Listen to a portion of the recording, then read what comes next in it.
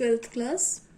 अब हम अपनी जो सेकंड बुक है उसकी फर्स्ट यूनिट ऑप्टिक्स, इसका फर्स्ट चैप्टर स्टार्ट कर रहे हैं। प्रकाश का परावर्तन तथा अपवर्तन। परावर्तन और अपवर्तन दोनों के बारे में ही आप 10th क्लास में पढ़ चुके हैं, तो इस चैप्टर में हम जल्दी से उसका एक रिवीजन कर लेंगे। परावर्तन और अपवर्तन से पहले हमें ये पता होना चाहिए कि प्रकाश क्या होता है। अगर कोई बंद कमरा हो, मतलब अंधेरा कमरा हो, कमरे में कोई लाइट ऑन ना हो, कोई मोमबत्ती ना जली हो, तो हम वहाँ किसी वस्तु को अगर देखना चाहें तो वो कोई भी वस्तु हमें वहाँ नहीं दिखाई देगी। पर अगर हम उस कमरे में कोई लाइट ऑन कर दें या कैंडल जला दें तो क्या होता है, वस्तु हमें दिखाई देने लग जाती है। इसका रीज़न क्या है? इसका रीज़न ये है कि जो मोमबत्ती है उसको जलाने से या लाइट ऑन करने से उसमें से जो ऊर्जा निकलती है या जो विकिरण उत्सर्जित होता है वो विकिरण जाके वस्तु पर पड़ता है, और वस्तु पर जब पड़ता है तो वहां से वो ऊर्जा या विकिरण लौटकर हमारी आंखों में प्रवेश कर जाता है, जिससे हमें वस्तु दिखाई देने लग जाती है। मतलब बेसिक चीज ये है कि जो प्रकाश है वो खुद नहीं दिखता, क्योंकि प्रकाश क्या है? प्रकाश तो एक तरह की ऊर्जा है। तो प्रकाश हमें नहीं दिखता, पर प्रकाश की हेल्प से हम वस्तुओं को देख पाते हैं। ठीक है। और हमें पता ही है कि जो प्रकाश तरंगे होती हैं वो निर्वात में भी चल सकती हैं, और इनकी चाल 3 गुणा 10⁸ मीटर पर सेकंड होती है। तो प्रकाश खुद नहीं दिखता, स्वयं नहीं दिखता, पर इसकी सहायता से हम वस्तुओं को देख सकते हैं। नेक्स्ट, परावर्तन। परावर्तन भी आप पढ़ चुके हैं। जब प्रकाश किसी पॉलिशदार या चिकने तल पर गिरता है तो क्या होता है, चिकने तल से टकराकर वहां से वापस लौट जाता है। तो टकराकर वापस लौटने की जो क्रिया होती है इसको हम क्या कहते हैं? प्रकाश का परावर्तन। जो किरण चिकने तल पर आकर टकराएगी या ये पॉलिशदार तल पे आकर टकराएगी उसको बोलते हैं आपतित किरण, और जो टकराने के बाद वापस लौट जाती है उसको क्या बोला जाता है? परावर्तित किरण। ठीक है, ये आपतित किरण और ये परावर्तित किरण। और ये जो बिंदु है इससे अगर हम एक लंब खींचे तो इसको बोला जाता है अभिलंब। तो आपतित किरण, अभिलंब और ये परावर्तित किरण। क्लियर है? आपतित किरण और अभिलंब के बीच जो बना हुआ कोण होता है, जिसको आई से रिप्रेजेंट मैंने किया हुआ है, इसको कहा जाता है आपतन कोण, कोण आई। और परावर्तित किरण और अभिलंब के बीच में जो बना हुआ कोण है, जिसको आर से रिप्रेजेंट किया हुआ है, इसको बोला जाता है परावर्तन कोण।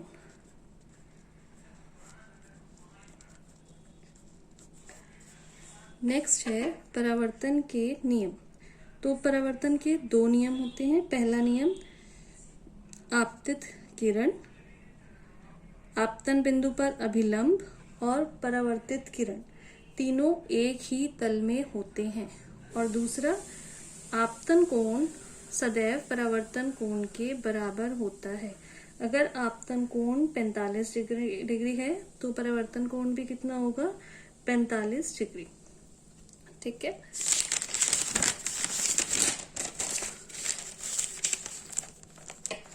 नेक्स्ट, दर्पण। क्योंकि जो चैप्टर का पूरा नाम है वो है प्रकाश का परावर्तन, गोलीय दर्पण तथा प्रकाश का अपवर्तन। तो आज हम जो प्रकाश का परावर्तन और दर्पण के बारे में सब पढ़ेंगे। ठीक है। आपके कोर्स में गोलीय दर्पण है, पर दर्पण जो है वो बेसिकली 2 तरह के होते हैं, एक समतल दर्पण और दूसरा गोलीय दर्पण। अब ये समतल दर्पण क्या होते हैं? समतल दर्पण आपको पता ही है, जो आप घरों में देखते हैं, अपने जो घर में है आपके दर्पण, उसको क्या कहा जाता है? समतल दर्पण। और गोलीय दर्पण कैसे होते हैं? अगर एक कांच का हम खोखला गोला ले लें और उसको काट दें और काटने पर उसकी एक साइड जो है हम पॉलिश करते, जैसे ये दिखाई हुई है, इधर मैंने ये पॉलिश हो गया। तो ये जो दूसरा सिरा है ये किस तरीके का काम करेगा, ये परावर्तक तल का काम करेगा, ये जैसे है ये परावर्तक तल का काम करेगा। इसी तरीके से अगर इसकी अंदर वाली साइड पॉलिश कर दें, इसकी ये वाली साइड पॉलिश कर दें, तो परावर्तन जो है वो कहाँ से होगा, यहाँ से होगा। तो ये क्या कहलाएंगे, ये कहलाते हैं गोलीय दर्पण। तो गोलीय दर्पण जो हैं वो दो तरह के होते हैं, अवतल दर्पण और उत्तल दर्पण। अवतल दर्पण वो जिसमें जो परावर्तन है वो कौन से भाग से होता है, ये जो अंदर की तरफ दबा हुआ है ये वाला हिस्सा, उसको कहा जाता है अवतल दर्पण। और जो उत्तल दर्पण होता है उसमें परावर्तन कहाँ से होता है, यहाँ से, जो उभरा हुआ हिस्सा होता है उसको कहा जाता है उत्तल दर्पण। तो गोलीय दर्पण दो तरह के होते हैं, अवतल और उत्तल। जैसे कि अगर हम अपने घर में जो चम्मच यूज होता है उसको देखें तो जो अंदर वाला हिस्सा है जो ऐसे दबा हुआ है वो किसकी तरह काम करेगा, अवतल दर्पण की तरफ। और जो बाहर का हिस्सा है, जो उभरा हुआ हिस्सा है, अगर यहाँ पर प्रकाश का परावर्तन होगा तो ये किसकी तरह काम करेगा, उत्तल दर्पण की तरह।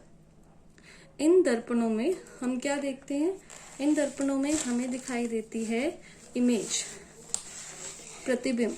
और प्रतिबिंब दो तरह के होते हैं, एक वास्तविक और एक आभासी। जो वास्तविक प्रतिबिंब होता है उसको हम पर्दे पर ले सकते हैं, और जो आभासी प्रतिबिंब है उसको हम पर्दे पर नहीं ले सकते। जैसे जो समतल दर्पण हमारे घरों में जो दर्पण होता है जिसको आप रोज देख के तैयार होते हैं, उसमें जो इमेज प्रतिबिंब होता है वो कैसा होता है, आभासी।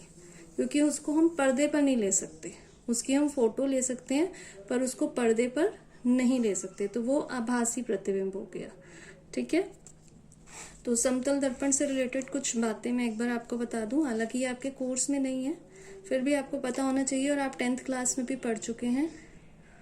समतल दर्पण, ये बीच में समतल दर्पण रखा है, x सेंटीमीटर की दूरी पर एक वस्तु रखी है। वस्तु को बिंब भी कहा जाता है।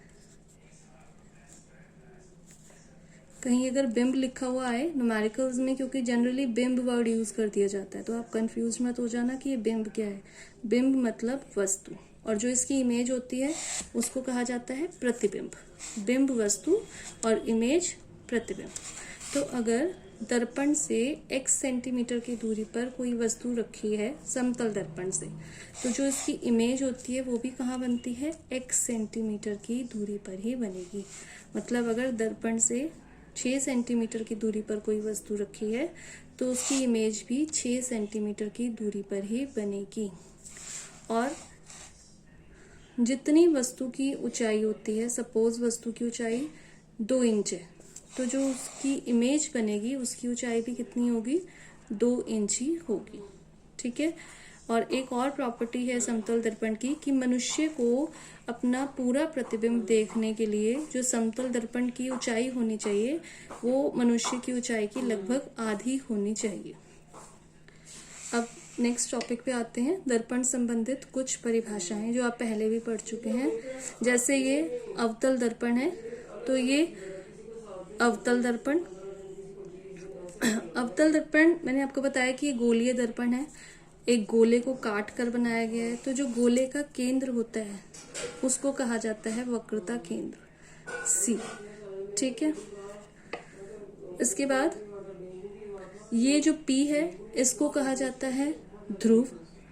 वक्रता केंद्र और ध्रुव के बीच की दूरी को कहा जाता है वक्रता त्रिज्या।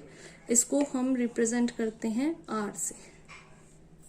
और ये M1, M2 जो है ये है दर्पण का द्वारक। अब बीच में मैंने F भी लिखा हुआ है। F क्या है, अगर कोई प्रकाश की किरण मुख्य अक्ष के समांतर चले, ये कहलाती है, ये जो लाइन है ये PC वाली जो लाइन है इसको बोला जाता है मुख्य अक्ष। तो कोई प्रकाश की किरण जो मुख्य अक्ष के समांतर जाती है वो परावर्तन के पश्चात जिस बिंदु से होकर जाएगी, यहाँ पर भी देखें कि ये जो मुख्य अक्ष के समांतर है परावर्तन के पश्चात जिस बिंदु से होकर जाएगी उस बिंदु को क्या कहा जाता है? फोकस, मुख्य फोकस या फोकस। तो पी सी, जिसको हम वक्रता त्रिज्या कहते हैं, P C is equal to R होता है, और पी एफ, इसको हम फोकस दूरी कहते हैं, P F is equal to F focus दूरी होती है। तो अवतल दर्पण की फोकस दूरी आप देख रहे हैं इस साइड है। इसी तरीके से अगर हम उत्तल दर्पण की बात करें, ये उत्तल दर्पण, तो उत्तल दर्पण में ये जो रेखा है ये मुख्य अक्ष हो गई, ये वक्रता केंद्र, क्योंकि अगर हम इस गोले को पूरा करें तो इसका केंद्र इस साइड आएगा। ये ध्रुव, कोई अगर हम प्रकाश की किरण लें जो मुख्य अक्ष के समांतर होगी, तो ये मुख्य अक्ष के समांतर परावर्तन के पश्चात क्या होगा? जिस बिंदु से आती हुई प्रतीत होती है उसको क्या कहते हैं? फोकस। तो पी एफ बराबर एफ। तो आप देखते हैं उत्तल दर्पण के लिए फोकस जो है वो इधर है और अवतल दर्पण के लिए फोकस इधर है। चिन्ह परिपाटी में हम इनके लिए साइन को देखेंगे कि साइन कौन सा यूज किया जाता है। हम इस तरफ चलते हैं, ये सीधी तरफ है, तो इस तरफ की जितनी भी दूरियां होंगी उनको प्लस के साइन के साथ यूज किया जाता है। इस तरफ जितनी दूरियां होंगी उनको माइनस के साइन के साथ यूज किया जाता है। ऊपर की तरफ अगर कुछ हम नाप रहे हैं तो वो प्लस के साइन के साथ यूज होगा, नीचे की तरफ हम कुछ नाप रहे हैं तो वो माइनस के साइन के साथ यूज होगा। अब हम यहाँ पर देखते हैं उत्तल दर्पण की जो फोकस दूरी आई वो राइट साइड आई। इट मीन्स उत्तल दर्पण की फोकस दूरी कैसी होगी? पॉजिटिव। और जो अवतल दर्पण है, अवतल दर्पण की जो फोकस दूरी आई वो किस तरफ आई? लेफ्ट साइड आई। इट मीन्स अवतल दर्पण की फोकस दूरी कैसी होगी? नेगेटिव। ये दर्पण और लेंस वाले जो न्यूमेरिकल्स होते हैं इनमें साइन का बहुत ज्यादा आपको ध्यान रखना है। इसी तरीके से ये फोकस दूरी का भी ध्यान रखना कि अवतल दर्पण की फोकस दूरी नेगेटिव और उत्तल दर्पण की फोकस दूरी पॉजिटिव होती है।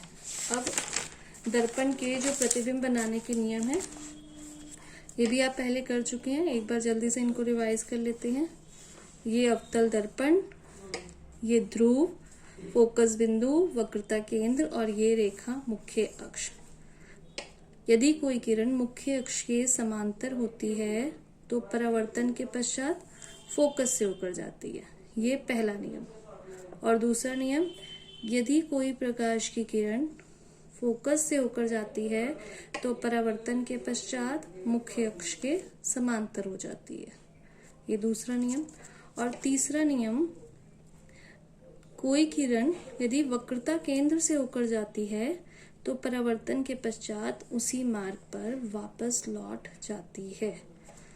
और एक ये भी नियम है, ये आपको पता ही है, परावर्तन का नियम है जो कि आपतन कोण और परावर्तन कोण दोनों बराबर होते हैं। अगर कोई प्रकाश की किरण यहाँ ध्रुव पर पड़ रही है तो जितने एंगल से वो ध्रुव पर पड़ेगी उतने ही एंगल से वो वापस आ जाएगी। तो ये परावर्तन के प्रतिबिंब बनाने के नियम है। वस्तु कहीं भी रखी हो इन नियमों को फॉलो करके ही प्रतिबिंब बनाया जाता है।